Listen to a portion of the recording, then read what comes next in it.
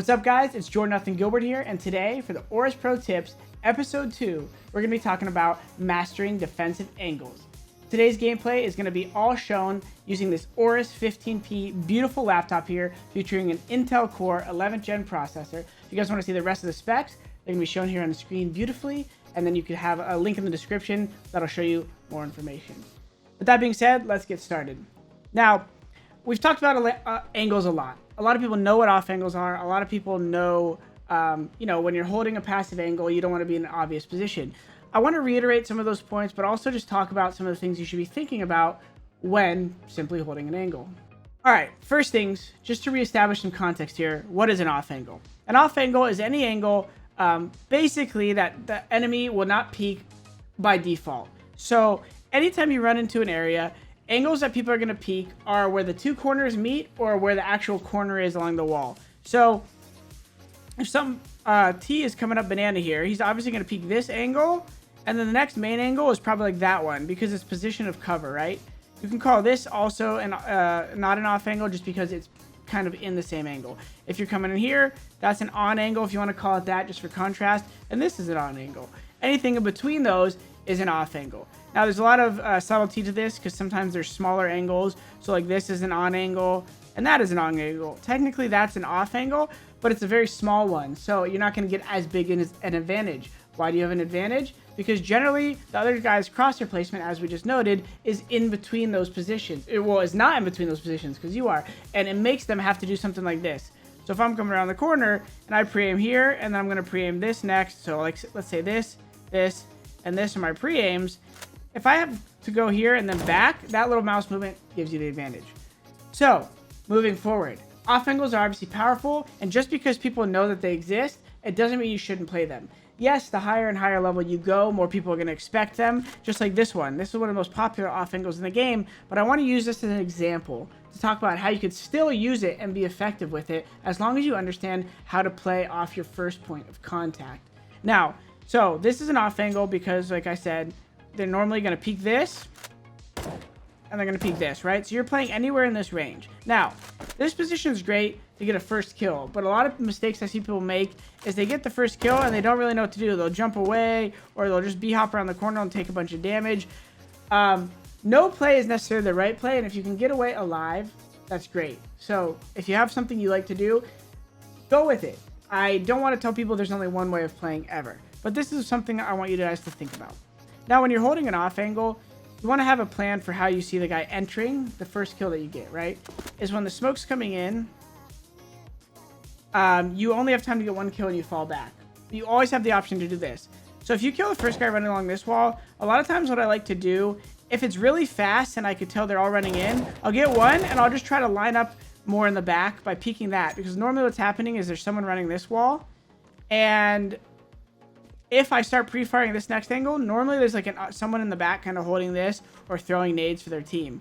So that way, sometimes I think if I kill this guy and I immediately have a good pre-aim in here and I get him, I can just keep spraying and this guy close. I'm going to get like 2.5 kills to 3 if the half makes sense to you guys. The other thing you got to be aware of is, I want to break this down to scenarios. So say you see the first guy running in, you get that kill. A play I like to make a lot at the high level is a little bit more of a reserved play because I want to keep numbers at all times. And the concern for me at a high level is that they're very well prepared for the second peek and there's an offer here and I just die. So what I like to do on that first kill is I go here and then I immediately step to like an angle like this, which is an off angle for this guy swinging close like this. Because a lot of times what he does is he doesn't know if you're holding that angle or this angle. So what he tries to do a lot is he tries to swing wide just to find where you're at so that he can properly trade and create space for his teammates. So I'll get this first kill, fall here with my crosshair wide for a head level close, right? Head level in the back is more here. Head level close, get that kill, and then should maybe try to stay alive and flash for my teammate, obviously calling my flash. Maybe not even wasting that one at that point because maybe your teammate's hiding here, and now this is a little bonus for you guys. You can come over here or even spawn if it's smoked off after that second kill. A good flash is that. You throw it above the triple right there, so your teammate can peek with it.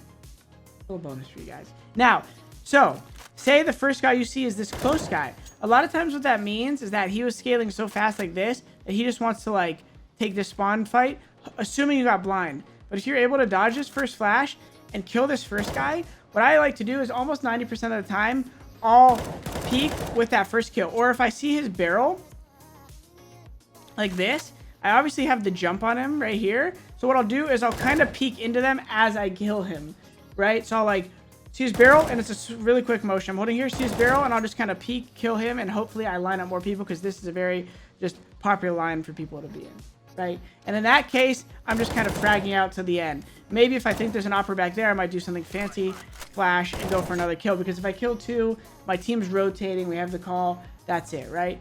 So I think the key here is when you're playing off angles, you want to remember to always have a plan. There's a lot of subtleties in the decision to see the guy running in first right there and get the kill, fall and hold like this, see the guy running in close and then peek and get that kill. And I think those differences are what makes a high-level defensive player versus a mid or low-level defensive player. That's one of many examples. As you guys know, we're going to continue showing you a lot of these examples, but I think if anything I want you to take away from today is off angles. You don't need to have the same play every time. It doesn't need to be you just get this kill and fall back. It could be get the kill and peek, but I think understanding where the teammates are behind the first teammate is the key. And you're not always going to guess right, guys. It's not like what I said is a 2 + 2 = 4 thing. Sometimes you might kill this guy and there's no one on the close wall and everyone's trailing him there, and you fall back and hold this position. You have to flick over there and kill that guy.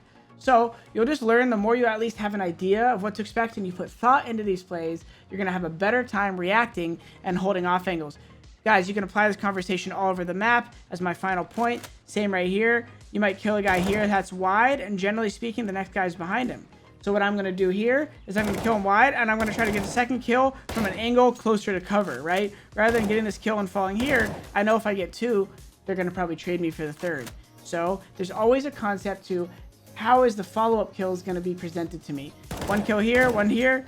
They're coming up arch, I throw the flash, fall back, whatever you want to do. That's more of a panic play right there. But you have an idea of how to play an off angle and then what you do after. I hope this helped, guys. As always, share thoughts in the comments. Where do you find these applicable, maybe extra thoughts that people don't think about when thinking of angles? Thanks for watching this episode of AORUS Pro Tips, guys. Look out for the next episode. And again, if you want to check out more info on the AORUS 15P laptop, that is a beast that I'm gaming on with this 240 Hz monitor, Intel Core 11th Gen processor, etc., etc., etc., check the link down below. See you guys.